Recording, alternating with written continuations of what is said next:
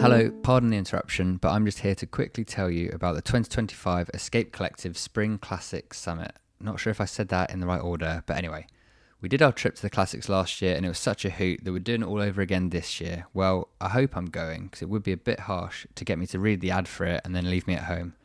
Anyway, the trip includes a cobbles masterclass with Johan Museo. You can ride the Paris-Roubaix Challenge, you can watch the women's race from the grandstand inside the actual Roubaix velodrome, and then for the men's race, head out onto the cobbles to get covered in the mud and dust of the peloton as they race past mere inches away from your actual face. There are also cultural trips to Ypres, Bruges and Flanders Field, and our very own Dane Cash does a great history tour that isn't to be missed. In the evening, we're all usually about having beers and hanging out, so come and join for that. And if you're lucky, you may even get to see Ian Treloar try and give himself the Heimlich manoeuvre after choking on a kebab.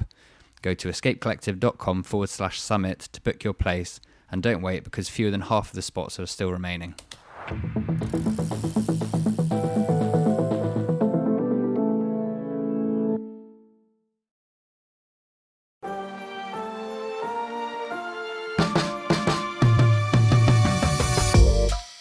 Welcome back to the Spin Cycle Podcast, everybody. I'm Caley Fretz. I'm Jonny Long. Hello. I'm Nicholson. I'm Dane Cash.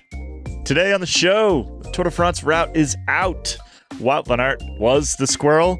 There is a kangaroo in Durango, and crypto is back in pro cycling. Let's get into it.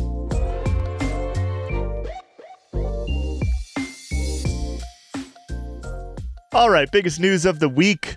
The Tour de France routes are out. Men's Tour, Women's Tour. They were announced in Paris on Tuesday. We're going to get into both on today's show. We're going to talk about who these races are sort of tailored for, what they might be trying to do in terms of, attracting a couple high-profile riders to the Tour who we're talking about maybe not coming next summer. Talk about the kind of, should we complain about the driving? I think, Johnny, we should complain about the driving. Should we complain about the driving? Well, you're threatening to not turn up until Toulouse, so it might just be me doing the driving. Just be you and probably Ronan driving. I don't know. Anyway, we're gonna get into all the routes, what they mean, what we have to look forward to for next summer. Let's kick off big picture. Johnny, you watched the tour presentation today. Can we start with a review of the presentation?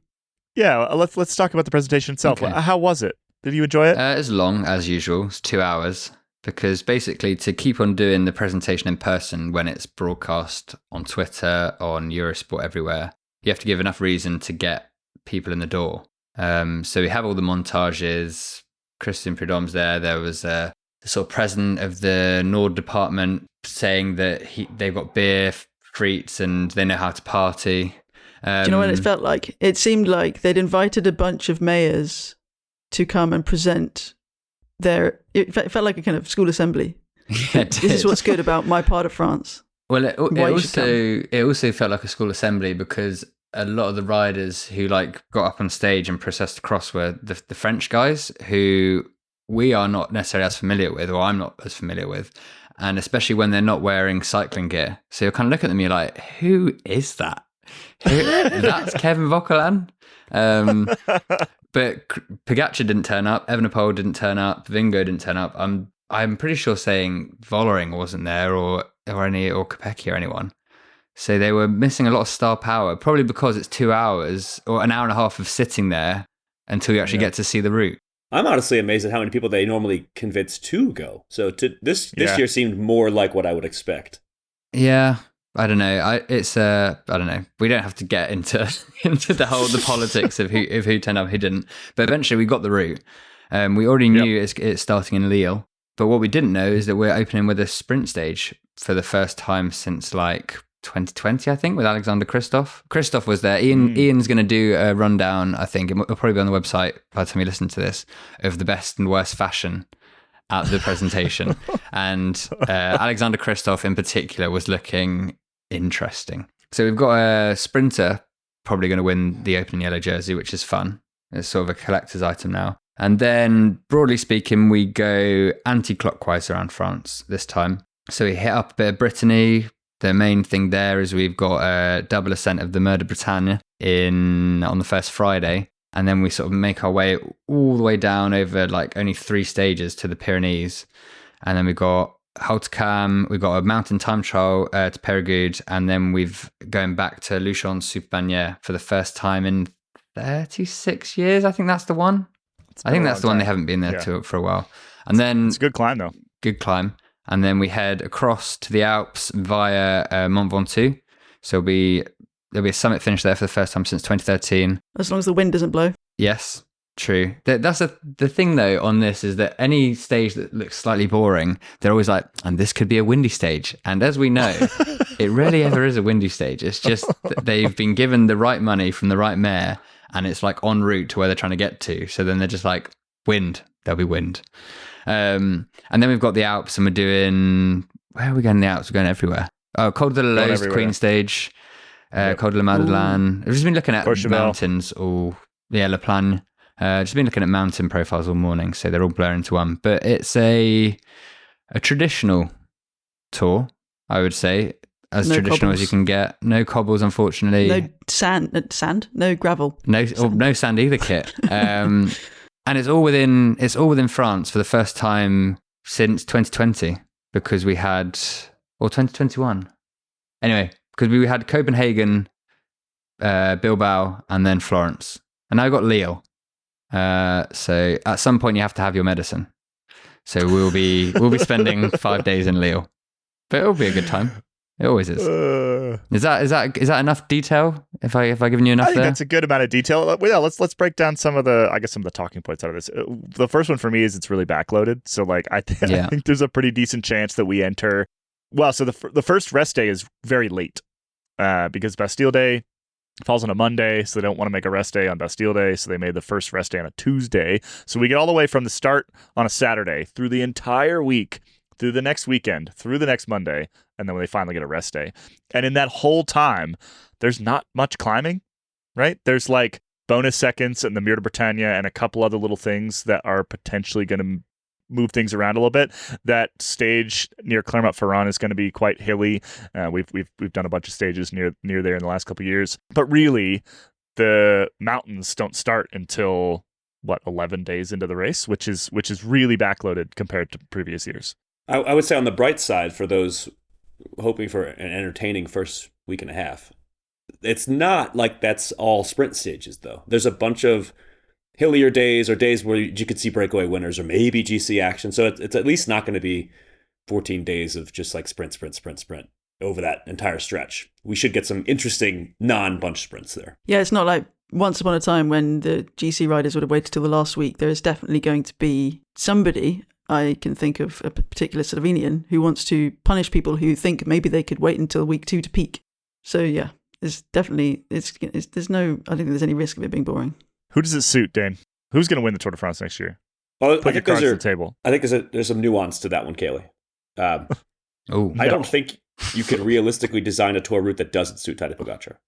Mm-hmm. I think any tour route that we're going to see is going to favor Tadej Pogacar. He's going to be the favorite for the race because I don't really think there's any like Grand Tour skill set, specific Grand Tour style challenge where Vingegaard is significantly better than Pogacar. I think there are some areas where it's like maybe a toss-up. And then there are several, Grand Tour skill sets where Pogacar is clearly the leader. So the short answer to your question is I still think Pogacar is the favorite. I think every tour route is going to favor Pogacar. However, on the spectrum of tour routes that really favor Pogacar and only kind of favor Pogacar, I gotta think that Vingegaard's probably happy. He's thinking this is only one that kind of favors Pogacar because the route that Tadej Pogacar would want to see is one that has like, it's got the gravel, it's got the cobbles, it's got crazy descents, and it's got punchy climbs. And in general, as Johnny said, this is a more traditional route. Big alpine climbs. That's the one area where Vingegaard feels like he has an advantage. I don't even know that that's true. I don't know that he does have an advantage there. But at least that's what's interesting about the time trial, isn't it? And we're actually going to get a real answer on the mountain time trial. Yeah. Who is the better climber on a straightforward start from the gun and go? It's 11 kilometers up Périgueux, which is it's just going to be like, I think that climb is 10K, so it's basically straight uphill. There's like maybe a kilometer of flat at the bottom. And I'd imagine that Vingegaard is going to target that stage and like 2 others in the high mountains to really go all in. That's kind of how that's at least how they did things this year. It didn't work out, but they decided to target a small number of, high profile major opportunities to get a bunch of time, whereas Pogacar's just like chipping away every one of these stages trying to get more time. And I don't know that there's a whole lot of Yeah, I mean, I think Pogacar would just love to see, at least compared to Vingegaard, 21 stages of like Outer Quermont. I mean, that's where he would destroy Vingegaard. Is if we have these like. If you have like punchy cobbled climbs, that's where he's much better. And I think this race, because it's got the Col de la Loze. We have actual data of Tadej Pogacar not doing well in that area. I don't know if that's going to happen this time. I still think he's the favorite. He's going to be favored on any route. But I think Vingegaard's got to be happy as he can be with any route that's going to come out. This is one that he's probably going to like. I quite like that it's so backloaded because I think was it the most recent tour? I can't remember, but there's been these times when by like stage 14 or 15, after like a really great opening 2 weeks of sort of GC racing, the tour is then over, and then you're just kind of plodding through the last few breakaway stages or whatever. I'd much rather have that sort of breakaway drama and whatever and excitement as the opening course, and then it's like, right, second, third week, you're used to the tour being on every day now, and then you finally get the sort of the big swings from Pogacar and Vingegaard, and you get the final sort of part of the story. I much prefer that. I think I like having those mountain bits right after one another, and only a couple of transitional days in between. We could have like 5 or 6 yellow jerseys in that first week. Yeah, exactly. And then people Easily. will then race for not only the stage but that yellow. Whereas when the yellow's already decided, then you'll just have you set the breakaway up the road and that's it. Whereas, especially when you've got all these like second tier is probably empty in terms of GC riders. Probably the first tier of Pogacar, Vingegaard, maybe Evenepoel, and then a third tier of everyone else. And at least then they probably would get allowed some, or at least they've got the chance of maybe grabbing something for themselves. Because otherwise, if you're finishing like 5th to 15th in GC on Tour de France, there's nothing usually for you. Well, yeah, I mean, that first week and a half has the opportunities for Ben O'Connor to like go get the jersey and do something fun for a little while. And I think that's hopefully what we'll get to see. One thing that Ian's going to go into in his fashion, he just reminded me because of AG2R, even though he's moving, is that Sam Bennett and another AG2R guy who I've forgotten the name of, they turned up to the presentation, they were wearing AG2R suits. Like it had the little logo on it. And I was just like, oh God, why? That's, I know they've got all their decathlon money now, but that is surely an expense that you can spare. Just let people wear their own clothes. I have a favorite stage. Mm-hmm. Okay. Favorite stage, I'm calling it now, is going to be stage 10. Anazat to Le Mont d'Or. The Bastille Day. Yep, Bastille Day stage. Bastille Day is always a good day. 4,400 meters of climbing on that day. And it's literally, is never flat. It's those hills outside Clermont-Ferrand that we spent a bunch of time in previously in the sort of Bardet territory, right? It's going to be an awesome stage. On Bastille Day, they built it this way to make it a potential breakaway stage, obviously, because that's Bastille Day, and it's the only way they're going to win the French riders. But it's hard enough that I could totally see Tadej Pogacar wanting to snag that day. And I think it's going to be a really interesting one of those kind of multiple races within a race kind of stages. I think in general, I really like the route. I alluded to this in the intro, but I think that the amount of driving is obscene. There's just a lot of like really inefficient kind of back and forth nonsense, which, just from a like sustainability standpoint and us having to refill diesel on a regular basis, it's unfortunate. We saw 2 years ago with the Tour that it was very possible to just put us in a city for 3 or 4 nights and like kind of do a little hub and spoke kind of situation, right? And there's none of that. There's none of that this time. The closest thing would be maybe in the Pyrenees. I guess you could probably stay in Pau or Tarbes the whole time, and we will. Lord, we're gonna stay in Lord because it's the weirdest town in France. Okay, just for giggles. Do we like the fact that we're back in Paris? Yeah, I mean, Nice was cool last year. Like that was a really cool finish. I liked it. But we didn't exactly. But the race didn't gain much from it. No, I mostly liked it because like we got to go for a swim. You could swim in the Seine. I heard that's really important for everyone. Really important for everyone at the Tour. All the listeners out there will appreciate the fact that we got to go for a swim last year. But there'll be no swimming unless the Seine is still clean. Yeah. Which I don't think it is. Still clean. When was it clean? Well, didn't they clean it for the like Olympics? 5 minutes. They failed to clean it. Just the mayor jumped in to try and prove that it wasn't gross, but I don't think they did much to clean it. Anyway. And no one's heard from her since. Yeah. No, it's a fun route. I think that opening like extra long 10-day first week without a rest day there's going to be some days in there where if there's a dominant sprinter, it could be quite long and dull for everyone. Peloton and audience. But you never know. I think that first week is going to be, it's going to feel a little bit dull in the moment, but then we're going to get a week and a half in and the tour is still going to be very open from a GC perspective. And I think we're going to be happy that they did it this way. In After Dark today, just to really briefly tease this, in After Dark, we're going to talk about how to be a tourist at this year's tour, which is I wrote this story last year. I'll write the story again this year. But yeah, that'll be in the After Dark section. So like, if you wanted to go to the tour this year as a tourist, how would you do that based off of our collective, what are we up to, 20 or so Tours de France covered? How many do you have, Johnny? I was just trying to think. This will be my 6th. Oh, I'm old. I'm an old 15, person now. So yeah, you're a very old person. Anyway, we're gonna do that at the end of the show in After Dark. So that's the members only section. If you're listening to the free feed, you won't get that. Nah. Sorry. Women's Tour de France. Yes, Tour de France Femme. So that got unveiled today. This is the last. It's the last year of the Avec Zwift. Are they definitely ending? No, I think they're actually almost definitely coming back. Oh, great! But the contract originally was through 2025. Kate Verno spoke about this shortly after Tour de France Femme, and it does sound like Zwift is going to continue to support the race, which is fantastic. And we will continue to refer to it as Tour de France Femme avec Zwift on first usage, as is in our style guide. If you want to see our style guide, email Joe Lindsay or Matt Denise.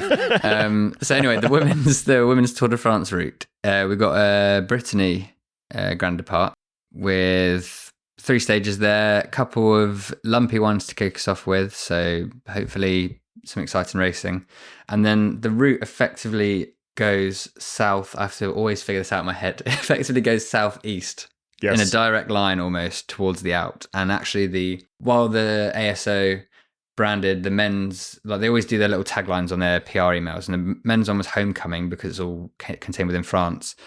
The women's one, they did the Diagonal of the Queens or something like that, it translates as, which is actually a book, a fiction book, French one, where it's about, which stars 2 female protagonists who have opposing worldviews. One who thinks that everyone should work together with the group to do stuff, and the other one who's all about individualists. Capitalist. But also... Is that not a bit Demi Vollering going to FDJ Suez and then SD Works Pro Time? Oh man! Well done, ASO. Foreshadowing everything. Anyway, sorry. After those 2 opening lumpy stages, we then got 2 sprint ones to basically just try and get us east as quickly as possible. We then obviously go to Clermont-Ferrand because the Tour de France loves that place, and it's kind of the only big town around there. It's great Vietnamese food there. Then they head up to Bourg-en-Bresse, so they'll get some nice chicken as well, which is fun. Ooh. And then down into Chambéry, which is home of Decathlon AG2R and Pierre Muglac, which is fun. And Pierre Muggers. So he'll be there probably watching. And then we head up into the Alps for first 2 medium mountain stages and 2 big mountain stages. We're kind of struggling for hotels in that part of the world. Do you think Muggers will let us stay at his house? I think so. Depends. No. Yeah. Anyway, so you've got Col de la Madeleine and what's the other? Col de Jouplan, I think, is on the final day. So it's another one where they've done well to sort of tease the race out, like they did last year, really, where then you have those final 1 or 2 stages where just it all erupts and it creates just at least one fantastic day of racing. It basically is what you remember the whole race for.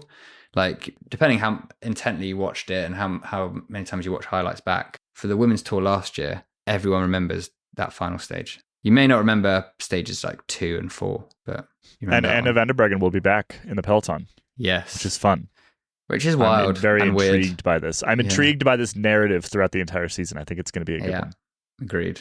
Well, anything else on the tour? Again, we'll talk tourism in After Dark, but I've started making some hotel bookings. We're staying in another Greet hotel, which Ian will be ecstatic about. Do you remember the Greet hotel? Is that the Barbie one? Yeah. Great. Oh, yeah. They are good. I want to do some camping this time. I think we should get some camping in there. I think we should definitely do some camping. We could just go to a decathlon at the beginning of the race and pick up some really crappy tents. Yeah, why not? All right. That's enough Tour de France. We've got a long way to go before the Tour gets here. Let's take a quick break. When we come back, the squirrel was unmasked.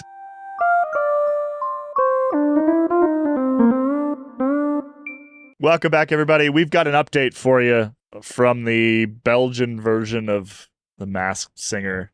Who was the squirrel? Who was the squirrel? Well, the worst kept secret. It was Wout van Aert. I mean, he didn't exactly make much effort to keep the secret, I don't think. Although I think we, certainly Jonny and I agreed, it didn't really sound like him, maybe. I don't know. I think it's because they do a little bit of distortion. A lot of the time they're, miming the words, and they only join in at certain bits. So for most of it, I think it was someone else's voice singing the song. And then I think it sounded like the same voice all the way through. But then he joined in for like the woohoos of Blur's song too, I thought. Anyway, there's so many unanswered questions apart from the fact that Wout van Aert dressed up as a gigantic squirrel. Yes. And seemed like to be a super time. Squirrel, like a Superman squirrel. The quotes that he gave after the unveiling were quite entertaining. What did he say? He was expecting a fluffy teddy bear, and what he got was this fucking super squirrel or something. And with some serious quads. Yeah, he was absolutely ripped, wasn't he? Yeah. Yeah, that should have been the number one indicator, just like the size of quad that they put on this thing. Yeah, it's like, just accentuate the cyclist. Yeah. He then re-performed the in a squat and with holding an invisible microphone to his mouth, despite the fact he had one taped to the side of his face, which was entertaining. But he definitely seemed to be enjoying himself. He was loving life. Yeah, he definitely put everything into it. He did. He gave it his all. I imagine he would have filmed this before his Vuelta crash. Yeah, I think. Well, I mean, would be my guess. There's even a suggestion that he might have filmed it way back before the Tour. Ah, okay. So I guess that's probably a nice thing for him to like. He's sitting in his house in October, somewhere in Belgium. It's cold now, and then he's just there on TV. Like his kids would have loved seeing their dad dressed up as a giant squirrel on TV. It's some nice levity for the off season. I'm just jealous that in Belgium, and also in Colombia, cyclists are famous enough to be on The Masked Singer. Well, yeah, but we have had a few. I mean, Bradley Wiggins would have been a... Sure, you've had a recent tour winner. This is an American problem. Yeah. I don't think Sepp Kuss would be on The Masked Singer. Fair enough, yeah. Probably not. Lance Armstrong's been to space though, right? Lance, maybe. He might get on The Masked Singer. With the girl from Modern Family. So, I mean, horses for courses here. Can't have everything, guys. What else have the professional cyclists been up to in their off seasons? Well, this weekend we've also had Mathieu van der Poel taking a break from his holiday to race a rally car. That's fun. Well, it was I think it was Saturday. It was called the Criterium International, and it was in La Nucia. I don't know, Dane, near Alicante.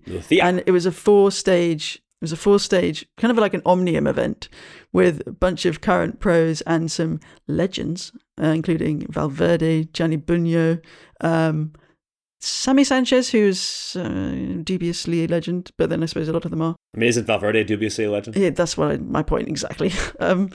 But yes, so they had to do like a sprint and endurance race, an elimination, and then the duel, which was the rally race thing. Which Pablo Castrillo was one of the current pros there, and he beat Mathieu van der Poel in a sprint, which says about as much as you need to know about the formality of the event, probably. Van der Poel won 2 out of the 4, I don't know, little races, including racing a rally car. So he won the whole thing overall. Good for him. Can we clarify? He raced against a rally car. He wasn't in the rally car. Yeah, he raced against the rally car. So that's an important distinction.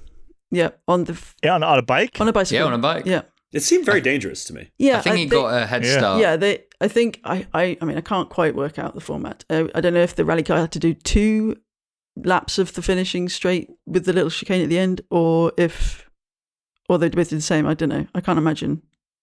I mean, it's a straight line. A rally car surely could even beat Mathieu van der Poel there. Obviously started at each end, the opposite ends of this kind of there and back course. But still, yeah, the rally car only had to clip something. and it could have gone careening. They did cross paths. Did look a bit, They did. suspicious, but hey ho. Bit too much Tokyo Drift for to be safe, I think. What else do we need to see more of these crossover sort of events and things. Like every team should have to do either some sort of performance thing or like race a horse or a rally car or I don't know, a pack of wild dogs. Something to keep us entertained. Little Trek used to go play hockey this time of year, didn't they? I think they still do. I don't think they are this year. Yeah. Are they not? No. Oh, that's a shame. Well, a lot of teams they'll go up and they'll go skiing or something, which seems just like a terrible idea. I personally wouldn't take my professional cyclists out. Like, if you can't ski, skiing is incredibly dangerous. Yeah. And these are sports people who probably aren't minded to, if they get any sort of competitive idea in their heads, they're going to go for it. So. Yeah. And whose bodies are not necessarily tailored to lateral movement at like this Luke point Rowe in time. jumping out of a whitewater raft and shattering his knee, ankle, or whatever Exactly. it was. I forgot about that. Yeah. I do like when we get the photos, though, because like anytime a team goes skiing, they have to drop 100 photos of a gallery for that off-season tent, We need that. Bora Hansgrohe did one, or they usually do one, and Chris Marshall-Bell, who was on the podcast last week, he got to go one year, which I think is the best invite you can get in this economy of press trips. I don't think there are any that really are like that anymore. And in particular, he's a big skier, so he was stoked. Yeah, that's a good one. He was all about it. Just cruising around with Bob Youngles and whoever. Not Bob Youngles, someone else. The next thing on the run sheet here, and I'm not really, you guys know more about this than I do, is that there's a kangaroo in Durango. This is real off-season stuff at this point. We're getting into animals in towns where we live segment. Well, I wanted to ask you, Caley, if you'd seen it and whether you'd been able to unmask the kangaroo as Sepp Kuss. I did not. I was out of town the weekend that the kangaroo escaped and bounded down Main Street. Convenient. Yeah. Is what I'll say. Very convenient. This is a zoo escape? No. I think it was a personal kangaroo. I'll give you the story here. Personal kangaroo. So unfortunately, it's one of those news stories where they don't have the text, only the video. So you just have to waste 2 minutes of your life to read like 3 sentences. Please promise that we never end up doing this. But anyway, the small bit of text informs me that the Durango Police Department in Colorado received a 911 call from a person who spotted a baby kangaroo hopping down the street. The kangaroo was eventually captured and returned home with its owner because in Colorado it is legal to own a kangaroo. And the kangaroo had a nappy on or a diaper on, which is weird. There's a couple wallabies that live outside Boulder. I don't know that I would have called 911 for that. I might have called the police, And like animal control. Yeah. Animal control. Yeah, but you don't know that number off by heart. It's not been drummed into you since you're a child, and there's just a kangaroo. That's true. If it's a baby kangaroo, it's probably fine, right? I think Just so. hopping around. So Caley, so no further offerings on the baby kangaroo. No insight whatsoever. Surely, okay. I So plead the fifth. So like sometimes in various parts of London growing up, there would be like a guy who like had a ferret and would like walk them around on a leash, or there'd be someone in a pub like with a parrot on their shoulder, and they would be like the guy. I would have presumed that whoever owns this baby kangaroo would have been the baby kangaroo person. Never heard of him. Okay, well, if you could just it's keep not an eye me. on that. I swear it's not my kangaroo. Okay. No. John, have you on ever heart. seen someone who's in a pub with a parrot on their shoulder? That just seems like you live in 18th century. I have seen that. Really? Yeah. It's Did great they fun. were they a pirate? No, but they were dressed a bit like it. I think it was a whole bit. Okay. I'm pulling us Dodgeball back. situation. Can we get to our last real story of the day? Yeah, Which seeing is that as you're lying about the kangaroo. Yeah, last real story, please. Last real story is that Canyon SRAM has a crypto sponsor. We love a good crypto sponsor because they inevitably end in just disaster. Well, hopefully they don't, so- for Canyon SRAM's sake. Hopefully they don't, but the hit rate is not great at this point in time. The sponsor going into 2025 is Zonda Crypto. Does anybody know anything about Zonda Crypto?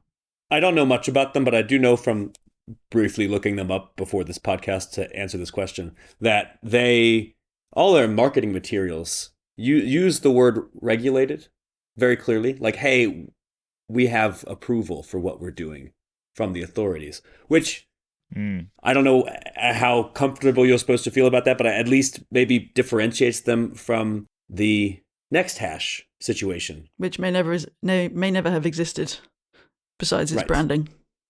So how long have Zonda Crypto been paying you, Dane, to do their dark work on our beloved podcast?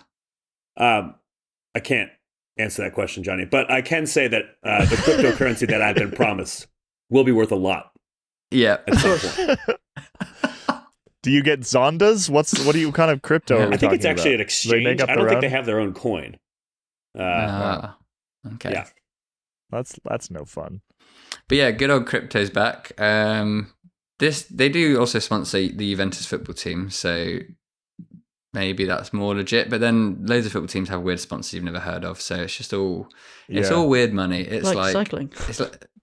It's like They're like Chinese exactly. betting companies that don't even exist. Yeah, it's like the sponsorship equivalent of just having too many sort of barber shops or vape shops or nail bars in a town when there's not everyone would have to be getting their hair cut like twice a day to make it economically viable. So we'll see how that goes. But it did bring us on to something we were chatting about in Slack of what the actual limits are on who can sponsor cycling teams, which I didn't know this existed before. I knew there were rules on betting companies and that you if you are a Belgian or Dutch team, there's stricter rules because the they're Bas not UCI Tietemus team rules. are having to switch to becoming French registered, I think, because they've got their Unibet sponsorship. Well, they also would Yep. they also think that getting points, a limited number of points in France as a French team gets them closer to a Tour de France wildcard. Oh, really? Than if they were a Dutch team hoarding a not significant number of points, but more than many. If they were French, it would help them a bit more to get closer to that wildcard spot. That seems like it would get me closer to racing the Tour de France if I ate less crisps. But really, I mean, it's a very good it's not going to analogy. make much of a difference, is it? I think they're a ways off. Yeah. I think they're a ways off. Yeah. So what are the rules? It's like an actual thing here. So the UCI does have rules around who can sponsor teams. So there's no. Well, let me just pull them up. Should I get them? I've got them here if you want. Yeah. So, Johnny, give them to me. So if you want to read this in your own downtime, it's Article 1.1.089, and it reads: without prejudice of the applicable law, no brand of tobacco, spirits, pornographic products, or any other products that might damage the image of the UCI or the sport of cycling in general shall be associated directly or indirectly with a license holder, a UCI team, or a national or international cycling competition. As defined in the present article, a spirit is a beverage with a content in alcohol of 15% or more. And if you besmirch any of these regulations, you get fined anywhere from like 5,000 Swiss francs to 500,000 Swiss francs. And I would guess it's going to be closer to 500,000.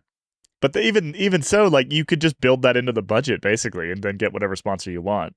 Yeah, I guess. Does that defeat the point of a sponsor? Spirits, like the fact that spirits are banned really just seems kind of silly to me. Well, so my favorite part of that is just the really vague end of that sentence, which is just or anything we decide. anything we decide. That's literally because it's similar language to the rule that they ping riders for peeing in public, basically. Like and do it. You need language like that because you want to give if you're the UCI, you want to give your organization leeway to do whatever the hell they want. And language like that is what gives you the ability to do whatever the hell you want. Because they could, like, based on that, they could basically say anything exactly damages the reputation of the UCI and cycling, and so therefore you could. It's the necessary and proper clause. I mean, nobody cares about American constitutional law here, but I'm going to tell you anyway. We've got a little thing in our rule book, here in the U.S. that basically says if something is necessary and proper, we could just do it. And there's it's a really wide range of things you can fit in there, right? It's great. How do you take advantage of that law, Dane? What have you done? I guess I don't. I mean, now that you say that, my whole life is just kind of boring. If I could, I should, but I haven't really done that. Okay, maybe in After Dark, you could let us know. Yeah, come up with some ideas. How far do we think a sponsor would have to go before the UCI would actually say no to it? So, like, what are we talking here? So my suggestion was that I reckon they would allow weapons manufacturer BAE Systems to sponsor a team. I think they would I think they're a big enough, rich enough company that they'd be like, okay, fine. You can sponsor. I mean, I feel like weapons manufacturer is only scratching the surface there. I feel like actual users of weapons would be the real. You're talking like ISIS or something. You think? Yeah, that's exactly what I'm thinking. Actually, yeah, Okay. That's what, because I feel like manufacturer. That's just like that's a low bar. I'm thinking. I can't imagine Mark Hershey signing a €3 million contract for Team ISIS. I don't know. ISIS is under crypto. It's under crypto. Pro cycling, we do love it. I mean, what's the guy who got the EF guy who got done for allegedly trying to smuggle Piccolo? I mean, he's on Piccolo. OnlyFans, so he could maybe bring an OnlyFans team in, because technically OnlyFans you're supposed to use to showcase like musical talents, and it's like supposed to be a premium YouTube originally, wasn't it? Before, I think that one currently has a pretty the pornographic rule is pretty, Yeah, is explicit in that. Yeah. So the ones that are explicit are spirits and pornography, and what else? Is is cigarettes in there? Cigarettes, Yeah, yeah. tobacco. Which, by the way, for those Cigarettes. who don't recall the Richmond World Championships, like a massive sponsor of the Richmond World Championships was Altria, which is a company that the name, which is a very, it's modern company name. It means nothing, and nobody really connects it with anything. They're just rebranded tobacco company. They're Philip Morris, and their signage was on everything at Richmond Worlds. And because people coming over, like the European journalists at the press room, were not familiar with this company, it wasn't an obvious assault on the eyes. But if you're from Virginia, like, oh, cigarettes are sponsoring this. Cool. So I reckon a vape company would get through, because that's technically not tobacco, isn't it? How about Floyd Landis's THC? Floyd's of Leadville. Good question. I mean, he actually already sponsors. Yeah, riders. they literally do sponsor it too. So yeah. Yeah, I'm struggling to think of other bad things. I think the tour would never let a Team McDonald's ride. I think they totally would. They let a Chipotle team ride a couple of decades ago. Chipotle's not McDonald's. I mean, I agree. Chipotle's better than McDonald's, but it's slippery slope. There've been a handful of teams who have had McDonald's branding on their kit, but Yeah. They become cult items with the little M in the butt. Team Pulte back in the day, King for the Giro. and David Rebellin racing for Pulte with McDonald's on his right breast. Yeah. Also, Euros love McDonald's. Euros trash McDonald's. They talk about how bad it is, and every time I'm in Europe and I see a McDonald's, the line is like out the door. So it's one of those things where French McDonald's is everywhere else in the world is like fine dining, I would say. It is a little bit. It's so good. It's a cut above, for sure. Where did we have McDonald's last year at the tour, Johnny? It was good. Or was it 2 years ago? Was that the one where we saw Matt Winston there? Yes. It was near the end of the race. The DSM. Matt Winston, director sportif for DSM, just having a quiet moment in the Macca's alongside us. Who then? Everybody just needed to get away from the croissant finally. Who then? Sorry, we've gone a bit of tangent here. Who then? He's like inextricably tied to us in some way, because then when we were in Belgium for our summit in the spring, we were doing a team building beer bike through whichever city it was, Ghent, and we were sort of Ghent. Thank you. And we were handing beers out from the beer bike to just random people on the street, and he was riding his bike and we handed one to him and he chopped it in one and then carried on riding. And then I saw him at the tour and I was like, that beer you took when you were riding in Ghent? And he's like, yep. I was like, that was from us. And he was kind of a bit like, oh God, but then realised that I wasn't taken into task on it. By the way, if you would like to do that next year, escapecollective.com/summit. Yeah. Sign up. That wasn't an intentional plug, but nice work, Johnny. It's because I did the advert beforehand, so maybe they've just heard an advert for the thing, and now they get the real-time advert, so they get the real-time everywhere. advert. Yeah. Anyway. All right. I think that is enough. Wait. Enough crypto? Kit. Huh? It's enough crypto. That's more than enough crypto. Oh, yeah, let's do the... Kit. Oh, hello. This is very briefly before we head into After Dark. We do have a final update on the draft. Yeah. Shall I give the scores? Oh, God. Yes. Okay, I'm going to... Bear with. I'll give the top performing rider as well, so people have context for why people have maybe finished where they've finished. Oh, that's So in really. I first think that's place- very pointed, Johnny. I think you're talking about one person in particular when you do that. That is what was the American law about whatever's necessary and whatever. It's That's a what I'm necessary doing and now. proper thing to do. I agree. Yeah, thank you, Dane. For those who missed this, last winter Oh, yes. we did a draft. So it was all of us here on the pod plus a whole bunch of other folks that do other podcasts with us or occasionally on this podcast. And we went through and we all picked, what was it? Was it 9 riders? And we tracked the UCI points of those riders throughout the entire season. And we said that whoever lost, so had the lowest points total at the end of the season, would have to do an Everesting. We did. So that's where we are today because the season is over. The season is over. The points are final. In first place, it's Caley Fretz. Oh, wow. His Arkea Formula 1 Hotels team, 21,000 points. 11,000 of those are Tadej Pogacar's. I'd like to thank my mother, my agent. Yes. Pogacar. his parents. And mostly Tadej Pogacar. I would really like to thank Tadej Pogacar for 11,655 of my 21,000 points. We should tell listeners who didn't listen to the pod. Sorry to derail you, Johnny, but That's all right. Caley Fretz did not pick first in the No. Escape Collective draft. And Well, we no. gave her lots of guff at the time, but I'm going to do it again now that Abby Mickey let Tadej Pogacar fall to Caley with a later pick. She did fine.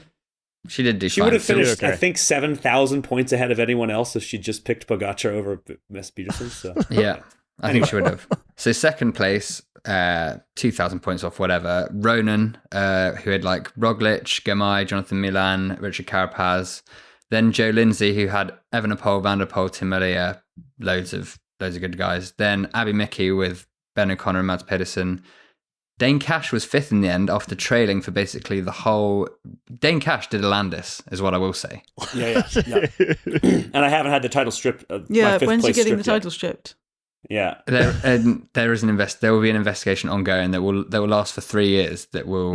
We didn't discuss what would happen if any of our riders Ooh, got popped. crikey. Ooh, yeah. The points go away? Didn't. That's for next year. Yeah. I feel Alright, for I can next feel I can feel a big one bubbling up. So we'll put that stipulation in. Sorry, I'll get on with it. Tom Squinch, who joined in, he was 6th in the end, despite seeming to pick a sneaky good team. But I think there's maybe a bit of early season bias in there. I'm not sure. So he did really well early in the season, Yep. I think because he had seen and raced with a lot of the guys already. Yeah. So he picked a bunch of kind of like, oh, these dudes are really fast in February. Good strategy kind of though. thing. It's good. It's a good gamble. Good strategy, but it sort of fell apart later in the season. He also which, was by far the biggest trash talker in our WhatsApp group. that is Yeah. true. And That is also very true. I, for one, didn't care about anything else this season other than beating him. And so I feel like I achieved my personal objective.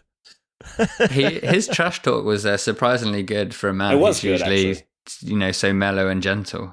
So He was the first person to wish see. me happy birthday, my Wow. 35th birthday at like 12:01 as part of a trash talk joke. And I was very impressed with that. Right, finish this off quickly. In second last place was me. Last place was my fellow podcast co-host Kit Nicholson. So don't read into how that many too points much did I when we're get? talking about everything else. You got 10,500. So I got less than Tadej Pogacar. Oh, good. Yeah. I would like to Yeah. publicly apologise to every rider I selected because they all had a shit year, including Wout Yeah, van they Aert. did. A lot of them all got either injured or just didn't really turn Yeah, up, exactly. which was tough. I don't think Leonard Kamler has Yeah, raced at all. Wyan Ayuso, Peo Bilbao, Ghana, Lutsenko, Wout Poels, Sam Welsford. So you were Yeah. you were good in the beginning as You well. were banking on Van Sam Aert, Welsford. and he just didn't really Well, have the great yeah, year. I was. I mean, You know? I don't know. Pogacar and Vingegaard were unavailable to me. I chose Van Aert over Van der Poel, which is obviously an error now. Hindsight is a wonderful thing. I don't know. No Yeah, points for giant just- squirrels, just went terribly. unfortunately. Leonard Kamner Yeah. got almost I don't think no he's points. raced at all, is he? Poor guy. Yeah, poor guy. Oh dear. He has 159 points from something. Oh. But And yeah. and, So yeah. anyway, we're going to do this again. We haven't totally decided how, because what we'd like to do is potentially get all of you out there involved in this in some way. I'm not really sure what this looks like, but we've got a couple months to figure it out. So, check back. We'll mention it here. It was a fun game. The Everesting issue, though. The Everesting issue. So we said this was the punishment quite early. So I'm not sure that Kit can get out of it. But what I think we're going to do is we're going to all pitch in and we're going to all climb I've got an idea. If you want Yeah. to be or have a chance of getting into the draft, maybe you should cycle some elevation to contribute to Kit's Everesting for the week. And that's like how you book your ticket into the draft for the draft. Ooh, I like that. Maybe. I like that. So here's what we're gonna do. So I think, well, Kit, you tell me what day coming up can you do a little bit of climbing? I You don't have to do a lot. I haven't been on my bicycle this year, so Well, sounds like it's time. So If you could just, Just do as one, winter hits in Scotland. can you just do 1 meter and then Ronan can do the other like 8,000 or whatever it is? That's a good idea. I think I so- worked out that, I mean, any Edinburghers or Glaswegians, get in touch, or anyone near to the central belt of Scotland. Maybe we can have an event on Arthur's Seat and we can try and do it together. Oh, nice. Do some of it together. I think I worked out I'd have to go around Arthur's Seat 100 times, so I'm not doing that. But Oh my god. that'd be a lot. So here's what I'm thinking. There's a Strava club. There's an Escape Collective Strava club, Oh yeah. which anybody can join. You can just go on Strava and search for Escape Collective and just join it. There's like 816 people, and we don't really use it at the moment. But what we could do is we could create an event on Strava, and anybody who is in the club would contribute Yeah. elevation to Kit's Everesting. So we'll just pick a day, maybe like a month from now or something, and we'll say everybody's got to go out and ride a little bit, and collectively we need to get to 8 thousand meters, 29,000 feet. We'll get the day off work to go and contribute. That seems fair. Perfect. Good job, Johnny. That's good. We need the Aussies to really step up here because it's your summertime. Yeah.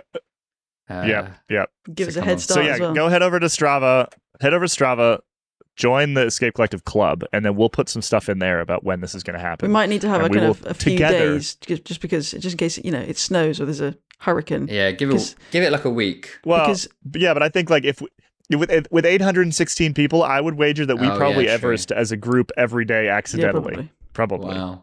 Yeah. The power So of if we put a little community. bit of effort into it, Mm. I think we'll probably be. It's like if I click on the club leaderboard here, for example, yeah, there's plenty of I should have to do a certain elevation. number though, shouldn't I, of laps of Arthur's Seat? Yeah. I So did- like yeah. Jackson Brody, for example, climbed 39,000 feet last week. Well Wow. done. Last week? Amy, I can't see last name of Amy, but climbed 29,000. Jordan Rickards climbed Where 26,000. are these people? Jackson Brody Who are probably these just people? like went halfway up Flagstaff or something. No, that's So yeah, that's five. all these people climbed plenty for us. Terry Hannigan rode 936 miles Wow. last week. Maybe they're on the Yeah, run. so we're gonna be fine, is what I'm saying. What I'm saying. So that's what we're gonna do. Go join the Strava club, and we'll announce a time sometime soon to do our Everesting with Kit. And like Johnny said, if you are involved in this, then we'll use that group to sort Yeah. of pick who's going to be doing the Be very draft interesting to next see year. what Strava's AI robot thing would say to me, having not registered a ride in so long. We still haven't roasted people's Stravas. A bunch of people sent Stravas. yeah, we over. need to do that. roast their We'll do that when Stravas. we really run Yeah. out of topics in the off season. Truly, we couldn't do it this week because we Yeah. had like actual news of the Yeah. Tour de France route announcement, right?